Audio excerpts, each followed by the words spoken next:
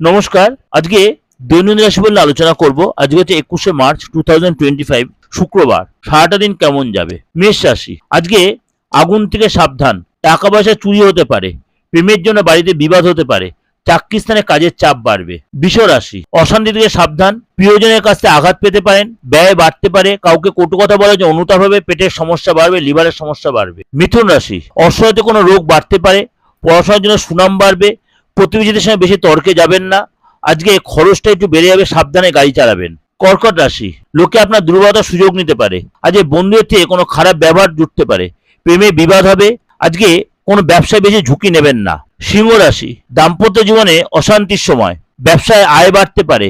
আজকে কোনো উঁচু স্থান দিয়ে পড়ে যেতে পারেন। সন্তানের জন্য কষ্ট বাড়বে। কন্যা রাশি। ব্যবসায় নিজের বুদ্ধিতে আয় বাড়বে। অর্থের যন্ত্রণা বৃদ্ধি পাবে। কর্মক্ষেত্রে সুনাম বাড়বে। দাম্পত্য কলহ বাড়বে এবং আজকে সন্তানের গর্ববোধ হবে। তুলা রাশি। ব্যবসায় মহাজনের সঙ্গে তর্ক বাড়তে পারে।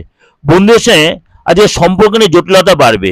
আজকে কারোর প্রতি আপনি আসক্তি দেখাতে পারেন। আজকে প্রেমে অভিমান বাড়বে এবং আজকে শেয়ারে খুব সাবধানে ইনভেস্ট করবেন। বৃশ্চিক রাশি। আজকে ব্যবসায় কোনো কারণে বিবাদ হতে পারে। বাইরের লোকের জন্য খরচ বাড়বে। আজকে আপনার স্ত্রীর সঙ্গে সম্পর্ক যথেষ্ট ভালো হবে। দুর্ঘটনা থেকে সাবধান। পরপর থেকে শান্তি পাবেন। ধনু রাশি। কর্মস্থানে সম্মানহানি হতে পারে। বাবার জন্য বিপদ থেকে উদ্ধার পাবেন। আজকে চিকিৎসার জন্য খরচ বাড়বে এবং আজকে কর্মক্ষেত্রে নতুন করে যোগাযোগ আসতে পারে। মকর রাশি। আজকে পেটের ব্যথায় কষ্ট পাবেন। গুপ্ত শত্রু বৃদ্ধি পাবে। আজকে মাত্রাছাড়া রাগ আপনার অশান্তি ডেকে আনবে। আজকে বাসস্থান পরিবর্তনের সম্ভাবনা। কুম্ভ রাশি। আজকে স্বামী স্ত্রীর মধ্যে মতান্তর হতে পারে। কর্মস্থানে কথার উপর নিয়ন্ত্রণ না রাখলে ক্ষতি হবে।